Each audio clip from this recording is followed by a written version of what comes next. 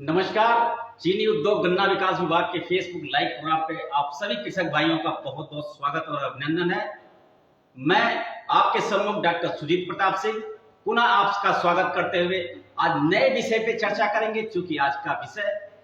गन्ने से थोड़ा हट के है, लेकिन गन्ने के साथ यदि हम जोड़ देते हैं तो इसका मूल्य, इसका उपयोग और इसका बहुत ज्यादा कीमत बढ़ जाती है। आज हम बात करेंगे मिलेट के बारे में, मोटे अनाज के बारे में, जिसकी चर्चा हम अनुवाद आधे घंटे के बीच में करेंगे। और ये अनाज की थोड़ी सी मैं चर्चा कर दूं, व्यवहारिक रूप से कहूं या चूंकि ये भारत सरकार के द्वारा मोटे अनाज को कृषकों के मध्य में बढ़ावा दिया जा रहा है, इसके पीछे बहुत सारे ऐसे कारक हैं, बहुत सारे ऐसे कारण होते हैं जिसकी वजह से कृषकों के बीच में पुनः इसे बढ़ावा दिया जा रहा है। चूंकि ये प्राचीन काल से चलता हुआ आ रहा है, अभी की ये अनाज नहीं, ये प्राचीन काल की देन है। बीच के ऐसा दौर आया कि ये विलुप्त होने की अवस्था में थी, लेकिन वर्तमान में हमारे भारत सरकार के द्वारा, उत्तर प्रदेश सरकार के द्वारा इस मोटे अनाज पे विशेष बल दिया जा रहा है, जिसके परिप्रेक्ष्य में हमारे भारत सरकार के द्वारा, जो कि संयुक्त राष्ट्र महासभा के माध्यम से अंतर्राष्ट्रीय मिलेट ईयर के रूप में इस 2023 को जाना जा रहा है, इन सारे मिलेट के गुण दोष और उससे उत्पादित होने वाले उत्पाद के बारे में हम चर्चा करेंगे। इस विषय पे चर्चा करने के लिए हमारे मध्य में सरकरा वैज्ञानिक, उत्तर प्रदेश गन्ना शोध परिषद की सरकरा वैज्ञानिक डॉक्टर प्रियंका सिंह हमारे साथ हैं, जो कि आज इस मिलेट पे विशेष चर्चा करेंगे। तो डॉक्टर साहब, ये हमें बताएं आप कि ये जो मिलेट की चर्चा हम आज कर रहे हैं बहुत ही रोचक विषय है, गन्ने से थोड़ा हट के है, लेकिन इसे हम श्री अन्न कहते हैं। जो कि अगर श्री अन्न हम कहते हैं, संज्ञा देते हैं, तो श्री अन्न क्यों कहते हैं, इसके पीछे का कारण क्या है, इसके बारे में विशेष चर्चा करें। हमारे किसान भाइयों को इसके बारे में बताएं। बिल्कुल सही कहा आपने डॉक्टर सुजीत। आज थोड़ा विषय हमारा हटकर है, लेकिन जब आप प्रोग्राम को आगे बढ़ते देखेंगे तो आपको पता चलेगा कि गन्ने के साथ भी हम किस प्रकार से इस मिलेट का उपयोग बहुत ही अच्छे तरीके से करके और अपने स्वास्थ्य में वृद्धि कर सकते हैं। जहाँ तक श्री अन्न की बात है, तो मुख्य रूप से कर्नाटक में ये जो मोटा अनाज जो उगाया जाता है, उसको श्री धान्य के रूप में बोला जाता है। जितने मोटे अनाज होते हैं उनको श्री धान्य बोला जाता है। तो इसकी उपयोगिता को देखते हुए, क्योंकि ये केवल स्वादिष्ट ही नहीं होते हैं, इसमें बहुत ही पोषक तत्व और ये औषधीय जो गुण होते हैं उसमें भी वो भी बहुत इसमें बहुतायत में पाए जाते हैं। तो इसको देखते हुए एक तरह से आप कहिए कि हम आदर दे रहे हैं। और अभी हमारे माननीय प्रधानमंत्री जी ने ये कहा कि इन सारे मोटे अनाज जो हमारे भारत में उत्पादन जिसका होता है, उसको संपूर्ण भारत में हम श्री अन्न के नाम से जानेंगे, क्योंकि जितने भी अनाज उपलब्ध हैं उनमें ये मोटा अनाज या जिसको हम मिलेट्स कह रहे हैं, वो सर्वोत्तम पाया गया है पोषण और औषधीय गुण के कारण। बिल्कुल सही। और अभी हमारे वित्त मंत्री जी भी जो उन्होंने अपने बजट का भाषण दिया, तो उसमें भी उन्होंने बहुत जोर दिया कि हमें इन मिलेट्स का उपयोग बढ़ाना है। और साथ ही उन्होंने ये भी जोर दिया कि हम भारत को एक ग्लोबल हब बनाएंगे मिलेट का, क्योंकि अगर हम मिलेट या मोटा अनाज की बात करें तो भारत जो है उसके उत्पादन में सर्वोच्च है, और यदि हम निर्यात की बात करें तो भारत का दूसरा नंबर आता है मिलेट के निर्यात में। बिल्कुल सही। जैसा कि डॉक्टर साहब ने बताया, मैडम ने बताया कि श्री अन्न के पीछे कौन से ऐसे कारण हैं, क्यों इसे बढ़ावा दिया जा रहा है। अब हम जानते हैं कि श्री अन्न में बहुत सारे एक मिलेट समूह का नाम है। इस श्री अन्न के मध्य में कौन कौन से ऐसे अनाज आते हैं जिसका उपयोग हम खेती कर सकते हैं या किसी अन्य उपयोग में ले सकते हैं? वैसे तो अगर हम भारत की बात करें तो यहाँ पे जो मोटा अनाज या मिलेट्स है, लगभग 200 तरीके के मोटे अनाज यहाँ उगाए जाते हैं। लेकिन इसमें कुछ है जो हम व्यापक तरीके से हम उसका इस्तेमाल करते हैं, चाहे जितने क्षेत्र हैं भारत में, वहाँ पे व्यापक रूप से उसका इस्तेमाल और प्राचीन समय से उसका इस्तेमाल होता आया है। तो उनमें अगर हम बात करें तो मुख्य रूप से जो आप लोगों ने नाम भी सुना होगा, ज्वार है, बाजरा है, या रागी है, रामदाना, कुट्टू, जिसको हम अपने उपवास में भी जिसका उपयोग करते हैं। फिर कांगनी है, और कोदो भी आपने नाम सुना होगा, हम लोग अपने दादी नानी से इन सबका नाम सुने हुए हैं। तो मुख्य रूप से हम अभी इन मिलेट्स का इस्तेमाल करते हैं, कर सकते हैं अपने रोजाना के खाद्य। इसमें बहुत सारे मिलेट्स के समूह मैडम ने बताया, जिसमें रागी है, कुट्टू के आटा है, जो कि हम उपवास के समय इसका उपयोग करते हैं। हमारे किसानों के बीच में या कहीं भी सारे मानव जीवन के बीच में इसका बहुत ही ज्यादा उपयोग है और इसके गुण धर्म के बारे में निश्चित रूप से जानना जरूरी है, क्योंकि ये मिलेट्स अनाजों का एक समूह है जो कि प्राचीन काल से आ रहा है। इसमें कौन कौन से ऐसे गुण हैं, कौन कौन से ऐसे पोषक तत्व हैं, फाइबर है या कौन कौन से ऐसे तत्व हैं जो कि हमारे स्वास्थ्य के लिए ज्यादातर लाभदायक है और स्वास्थ्य के साथ साथ अन्य कौन कौन से लाभ है, इसके बारे में चर्चा करेंगे। डॉक्टर प्रियंका, कृपया बताएं आप। जी, देखिए अगर हम पहले का देखें, जो हमारे पूर्वज होते थे या हमारे दादी नानी के समय में भी, अब हम क्या कर रहे हैं कि हमें हर चीज के सप्लीमेंट की जरूरत पड़ रही है, चाहे वो हमें आयरन का हो, कैल्शियम का हो, किसी विटामिन का हो, हम उसको टैबलेट फॉर्म में सप्लीमेंट हम खा रहे हैं। कोई ना कोई बीमारी हो रही है और डॉक्टर हमें बोल रहा है कि ये सप्लीमेंट की हमें जरूरत है। अगर हम पहले की बात करें तो उस समय ये जो मोटा अनाज है इसका ही उपयोग किया जाता था। लगभग 25% इसका उपयोग होता था, जो कि जब हरित क्रांति आई तो उसके बाद इसका उपयोग घटकर लगभग 5 से 6% ही रह गया है। तो इन मोटे अनाज में, या फिर जब हम इसके साथ हमारा मुख्य चीज जो गुड़ है उसकी चर्चा करें, इसका भी उपयोग तब पहले काफी बहुतायत में होता था। तो जब उस समय जब हम इन मोटे अनाज या गुड़ का उपयोग करते थे तो हमें इन सप्लीमेंट्स की जरूरत नहीं पड़ती थी, चाहे वो आयरन हो, कैल्शियम हो, फास्फोरस हो, मैग्नीशियम हो, क्योंकि ये सारे पोषक तत्व हमें इस मोटे अनाज या फिर हम गुड़ की बात करें या इस अनाज की बात करें तो इतना पोषक तत्व हमारे शरीर को जितनी रिक्वायरमेंट है उतनी हमें इस अनाज के माध्यम से ही मिल जाती थी और हमें अलग से टैबलेट खाने की जरूरत नहीं पड़ती थी। जैसे जैसे हमने इसका कंजम्पशन या इसका कम किया, घटता गया, वैसे वैसे हम दवाइयों पे आते गए। तो अगर हम लाभ की बात करें तो इन मोटे अनाज में बहुत से पोषक तत्व होते हैं जो कि हमारी आंख के लिए बहुत लाभकारी होते हैं। इनमें कैल्शियम बहुतायत में मिलता है, इनमें पोटेशियम बहुतायत में मिलता है जो हमारी किडनी के लिए बहुत अच्छा है, जो हमारे ब्रेन के लिए बहुत अच्छा है, उसकी फंक्शनिंग के लिए बहुत अच्छा है। एक जो महत्वपूर्ण चीज है कि इसका ग्लाइसेमिक इंडेक्स बहुत कम होता है। इसकी वजह से जो हमारे खून में शर्करा की मात्रा होती है या ग्लूकोज की मात्रा होती है, जब हम इसका सेवन करते हैं तो उसको भी ये नियंत्रित रखता है। इसके अलावा इसमें vitamin A, B, folate, antioxidants, phosphorus, ये सब होते हैं जो हमारे शरीर के जो वजन होता है उसको भी सही रखने के लिए ये काम करता है और वजन को भी सही रखता है, उसमें भी महत्वपूर्ण भूमिका निभाता है। इसमें जैसा कि अभी डॉक्टर प्रियंका सिंह ने बताया कि इस जो हमारे श्री अन्न है, बहुत सारे ऐसे इसमें पोषक तत्व होते हैं, बीच में विलुप्त हो रहा था। हम अगर प्राचीन काल में थोड़ा सा जाएं, अपने हम पूर्वजों की बात करें, उस समय दवाओं का सेवन बहुत ही कम होता था। उसके पीछे कारण यही था कि जो हमारे मोटे अनाज का सेवन लगातार उस समय हमारे पूर्वज करते थे, इसलिए वो दवाओं का इस्तेमाल नहीं करते थे। वो सारे पोषक तत्वों की पूर्ति उन्हीं उन्हीं सारे मोटे अनाज से कर लेते थे। और आज के परिवेश में अगर हम ठीक विपरीत है, हम दवाओं पे निर्भरता ज्यादा हो जा रहे हैं, निर्भर ज्यादा हो रहे हैं और मोटे अनाज का सेवन बहुत ही कम हो रहा है या विलुप्त हो रहा है। इन्हीं सारी चीजों गुण को देखते हुए इसको बढ़ावा दिया जा रहा है। अगर हम बात करें इसकी मोटे अनाज की, तो गन्ना किसान या जो भी हमारा कृषक है इस मोटे अनाज की खेती क्यों करे, इससे लाभ क्या होता है, क्या उससे अपने आय को बढ़ा सकता है, इसके बारे में चर्चा बेहद जरूरी हो जाता है। बिल्कुल। अब जैसे इधर मिलेट की बहुत ज्यादा हो हल्ला हम कहें उस तरह से है या चर्चा है, तो नो डाउट इसमें पोषक तत्व तो है ही भरपूर मात्रा में, जिसकी हम लोगों ने चर्चा की। लेकिन एक और चीज जो सबसे महत्वपूर्ण है जिसके लिए इस पे जोर दिया जा रहा है वो ये कि इसकी खेती बहुत आसान है। तो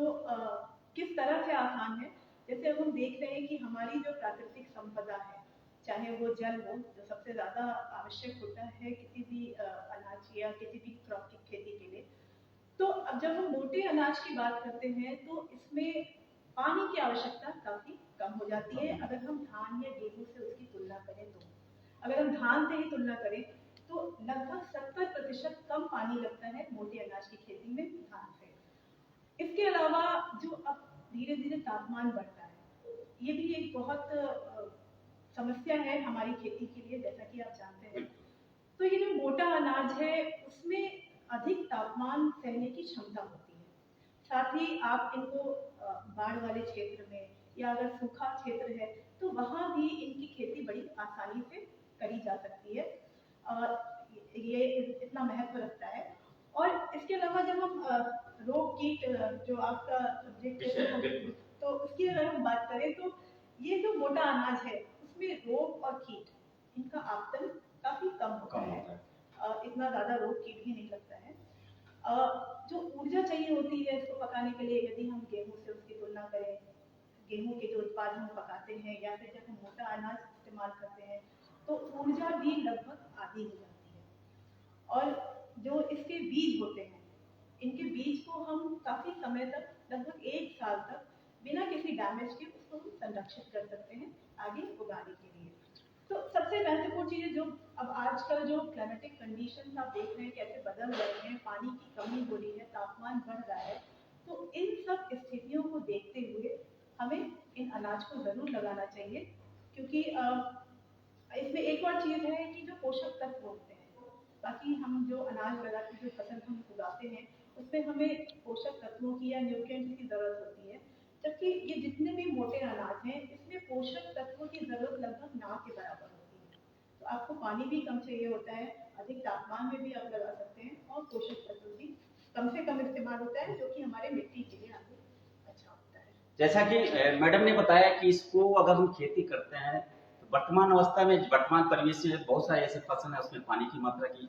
ज्यादा जरूरत होती है, खाद पानी की भी जरूरत होती है। यदि हम मोटे अनाज की खेती करते हैं, किसी छोटे से पैमाने से हम शुरुआत कर सकते हैं, तो उसमें लागत भी कम आएगी, पानी की मात्रा भी उसमें कम लगेगा, और रोग कीट के प्रति रोधी होने की वजह से प्रतिरोधक क्षमता उसमें ज्यादा होता है, तो उसमें बीमारियों और कीटों का भी प्रकोप ज्यादा बहुत ही कम रहेगा। जो हमारे मार्जिनल या जो हमारी छोटी जोत वाले किसान हैं उनके लिए ये बहुत ही महत्वपूर्ण है। आप कम लागत में इसकी खेती कर सकते हैं और आप ज्यादा मुनाफा पा सकते हैं, क्योंकि इसका बढ़ावा दिया जा रहा है। तो निश्चित रूप से हमारे भारतवर्ष में उगने वाले मोटे अनाजों की बाहर विदेशों में बहुत ज्यादा डिमांड है, और विदेशों में बहुत सारे ऐसे प्रोडक्ट हैं जो कि रॉ मटेरियल के रूप में उपयोग करते हैं हमारे भारत जितना हमारे देश के उगने वाले जितने भी मोटे अनाज है। अब मैं बात करता हूं डॉक्टर प्रियंका सिंह से, जो अगर हम इस मोटे अनाज को अपने गन्ने का एक मुख्य उत्पाद हम जिसको कहते हैं चीनी के बाद यदि आता है तो वो होता है गुड़। गुड़ ही बहुत ही सेहतमंद होता है, और इसमें सेहत के साथ साथ बहुत सारे इसमें उपयोगी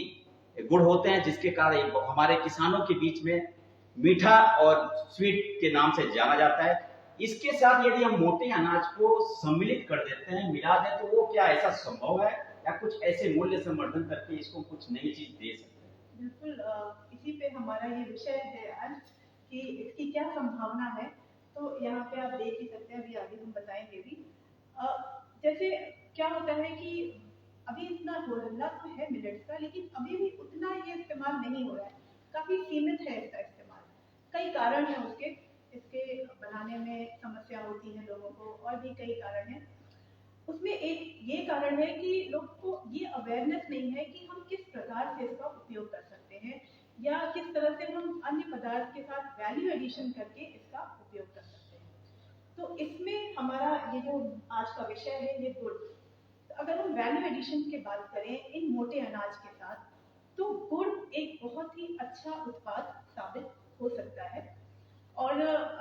गुड़ में, जैसा कि हम लोग इस प्लेटफॉर्म से समय समय पर चर्चा करते भी रहते हैं गुड़ की उपयोगिता के बारे में, गुड़ में जो प्रॉपर्टीज हैं उनके बारे में, तो गुड़ एज अ होल एक सुपर फूड तो माना ही जाता है, जैसे कि ये मोटा अनाज माना जाता है। तो इन दोनों के कॉम्बिनेशन से, सही अनुपात से, जो पोषण इसमें मौजूद है, जो पोषक तत्व इसमें मौजूद है, उसको देखते हुए सही अनुपात में इनको हम मूल्यवर्धित करके ऐसा उत्पाद बना सकते हैं जो कि हमारे शरीर के लिए एक संपूर्ण आहार के रूप में उसका उपयोग किया जा सकता है। तो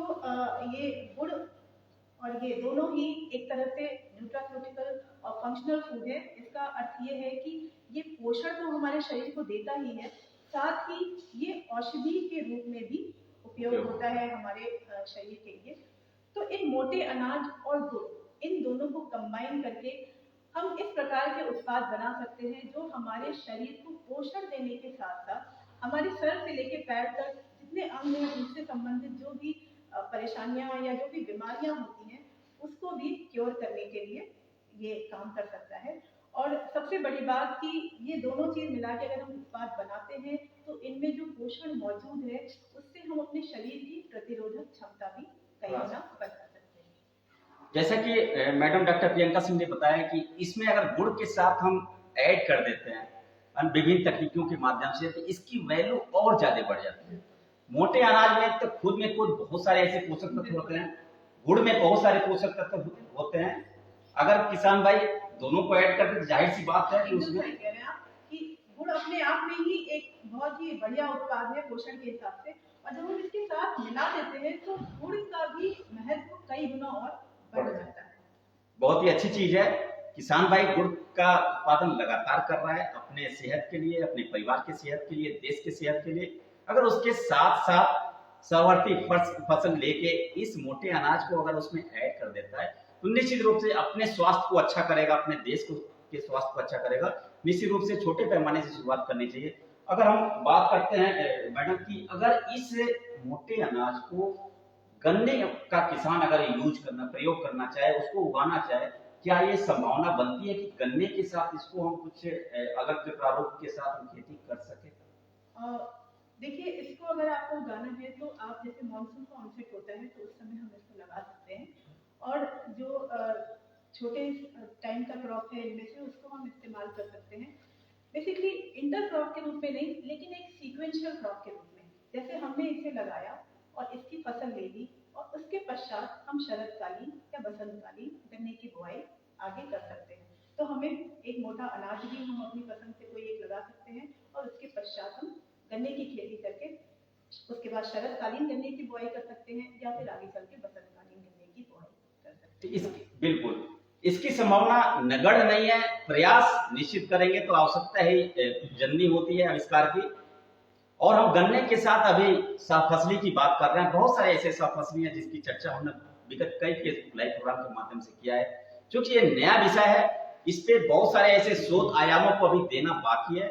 और उन सारे शोध को यहाँ पे चूंकि सरकरा वैज्ञानिक हमारे डॉक्टर प्रियंका सिंह के माध्यम से गुड़ के साथ, गन्ने के साथ बहुत सारे ऐसे चीजों को, थोड़ी थोड़ी चीजों को बदल के मोटे अनाज के साथ हम शोध करने का प्रयास कर रहे हैं। अगर मैं बात करूं उत्तर प्रदेश गन्ना शोध परिषद की, तो मोटे अनाज की हम चूंकि आज चर्चा भी कर रहे हैं, अपने व्यूअर्स को, अपने फार्मर्स को, अपने गन्ने से जुड़े हुए जितने भी हमारे डिवीजन जुड़े हैं, सभी को हम बता रहे हैं। तो क्या उत्तर प्रदेश गन्ना शोध परिषद में ऐसी कोई संभावना बनती है कि हम इस मोटे अनाज के साथ कुछ ऐसा शोध कार्य कर सकते हैं या कुछ अन्य चीजों को ऐड कर सकते हैं? बिल्कुल, देखिए जो इनिशिएटिव तो ये आपको सामने दिख रहा है, जो अभी हम एक एक करके बताएंगे आपको आगे। जैसा कि आपने पहले ही शुरुआत में बताया कि 2023 को United nation of general assembly ने एक इंटरनेशनल ईयर ऑफ मिलेट्स के नाम से इसको घोषित करा है। तो इसको देखते हुए और साथ ही इसकी जो मिलेट की महत्व है, या फिर जो गुड़ की इसके साथ कॉम्बिनेशन करने की या मूल्यवर्धन की संभावना को देखते हुए, हमारे चीनी उद्योग और गन्ना विकास विभाग के अपर मुख्य सचिव श्री रेड्डी सर और हमारे निदेशक उत्तर प्रदेश गन्ना शोध परिषद, तो उन्होंने जब देखा कि इसकी संभावना बन सकती है, तो उन्होंने प्रेरित किया, एक तरह से मोटिवेट किया कि इस पे कुछ कार्य कर सकते हैं अगर तो करें। तो इसकी संभावनाओं पे हम लोगों ने कार्य किया कि क्या हो सकता है। तो बेसिकली हमने कुछ मोटे अनाज को लिया जिसमें ज्वार, रागी, बाजरा इनका उपयोग किया, और गुड़ के साथ इसका हमने उत्पाद बनाने की कोशिश करी। इसमें ये ध्यान रखा गया कि हमारे शरीर को पर्टिकुलर एक पोषक तत्व की कितनी आवश्यकता है, और किस प्रकार से हम वो पोषण जो मोटे अनाज में उपलब्ध है या फिर गुड़ में उपलब्ध है, उसको किस अनुपात में इस्तेमाल करें जिससे ज़्यादा से ज़्यादा हमारे शरीर को उस पोषक तत्व की उपलब्धता मिल सके। तो इसको देखते हुए यहाँ आप देखेंगे कि हमने ये विभिन्न उत्पाद बनाए हैं, जिसमें बाजरे के साथ ये गुड़, रागी के साथ अलग अलग कॉम्बिनेशन में ये बना है। कितना हम एक बच्चे के लिए, चाहे एक महिला के लिए या एक वयस्क के लिए किस तरह से इस्तेमाल कर सकते हैं, तो उसको ध्यान में रखते हुए ये आप देखिए इन जो मोटा अनाज है इसमें हमने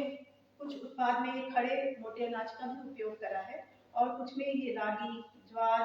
राजगीरा जो कि रामदाना जिसको बोलते हैं, बाजरा, या ये कुट्टू का इस्तेमाल हुआ है, ये जो मोटे अनाज है इनको आप खड़े रूप में भी अंकुरित करके भी इस्तेमाल कर सकते हैं। तो इसमें आप देखेंगे कि इसका भी इस्तेमाल हुआ है। तो ये अलग अलग कॉम्बिनेशन में इस्तेमाल करके ये बना है गुड़। साथ ही हम लोगों ने इसके संभावना पे भी कार्य किया कि इसका पाउडर बन सकता है कि नहीं, और इसका ये ग्रैन्यूल भी बनाया। बहुत से ऐसे उत्पाद हैं, बहुत से ऐसे व्यंजन हैं जिसमें आपको इस तरह के पदार्थ की जरूरत पड़ती है। तो कितनी इजीली आपके पास ये चीजें उपलब्ध हो और आप आसानी से उन चीजों को बना सकें, इन चीजों को ध्यान में रखते हुए ये कुछ चीजों पे अभी कार्य हुआ है। हालांकि अभी ये कार्य प्रगति पे है, अभी हम लोग और इस पे शोध कर रहे हैं और कार्य कर रहे हैं। अभी फिलहाल ये उत्पाद है। साथ ही अभी जो एक और संभावना पे हम लोगों ने काम किया कि ये एक संपूर्ण आहार के रूप में ये बार भी हम बना सकते हैं। इसमें गुड़ और साथ ही इसमें भी मोटे अनाज का अलग अलग अनुपात इस्तेमाल किया गया है। कैल्शियम के लिए और फोलिक एसिड के लिए, महिलाओं के लिए बेसिकली बनाया गया है, बच्चों के लिए, क्योंकि हमारे भारत की अंडर न्यूट्रिशन की भी एक बहुत बड़ी समस्या है। तो इस तरह के उत्पाद जो हैं, जब आप मोटे अनाज के साथ गुड़ का उपयोग कर रहे हैं, तो ये एक तरह से एक संपूर्ण आहार के रूप में आप इसको ले सकते हैं, जिसमें आपको हर तरह के विटामिन, मिनरल या आयरन, कैल्शियम, ये सारी चीजें इसमें आपको मिलेंगी। क्योंकि बहुत सी चीजें हैं जो हमें पता ही नहीं है कि इसमें कितनी मौजूद है और कितना हमें उस उत्पाद में मिल जा रहा है। अगर हम कैल्शियम की ही बात करें तो जो ये एक मोटा अनाज होता है, मेरे ख्याल से सबको पता होगा, रागी, उसमें कैल्शियम की मात्रा अगर हम देखें तो और दूध से उसकी तुलना करें तो उसमें कई गुना अधिक होती है। दूध में अगर हमें लगभग 250 या 120 गाय का या भैंस के दूध में मिलीग्राम अगर हमें कैल्शियम मिलता है, तो वही रागी में जो हम लोगों ने देखा, जो लिखा है, तो उसमें लगभग 350 मिलीग्राम पर 100 ग्राम ये कैल्शियम मिलता है। ये है ये उत्पाद, ये देखिए 3 तरह के हैं, ये अलग अलग ये इसको मिला के बने हुए हैं। इसके अलावा ये जो गुड़ बना है ये अलग अलग अनुपात में ज्वार, बाजरा और रागी का इस्तेमाल करके बना है।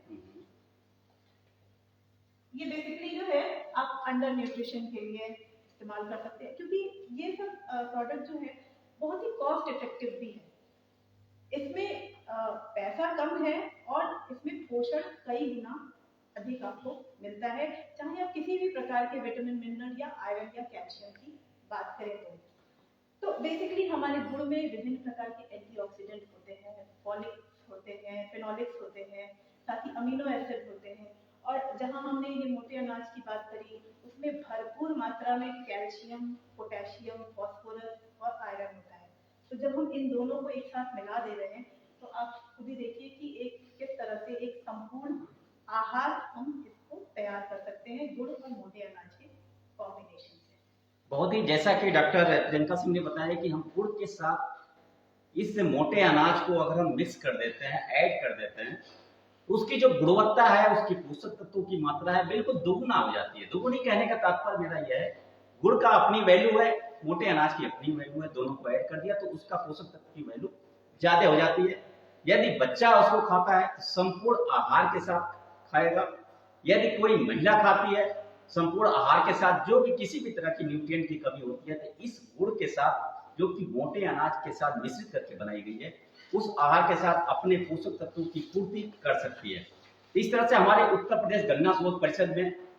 आदरणीय संजय आर भूस रेड्डी सर, अपर मुख्य सचिव महोदय के द्वारा जो भी प्रेरणा हमें मिली है, इससे हम चूंकि अभी एक ट्रेनिंग प्रोग्राम हमने समाप्त किया है और आदरणीय अपर मुख्य सचिव महोदय के द्वारा ही जो भी प्रेरणा मिली थी पिछले विगत मीटिंग के माध्यम से मार्गदर्शन मिला था, उसके माध्यम से बहुत ही अच्छा हम लोगों ने अभी प्रशिक्षण संपन्न किया है। उसी के परिप्रेक्ष्य में अगर मैं बात करता हूं कि डॉक्टर प्रियंका सिंह से, अगर क्या इस मिलेट के बारे में, मोटे अनाज के बारे में क्या कुछ ऐसी और भी संभावनाएं हैं कि हम अपने किसान भाइयों को वैज्ञानिक तरीके से खेती करें, या उसके पोषक तत्व के बारे में बताने के लिए कोई प्रशिक्षण की ऐसी संभावना है?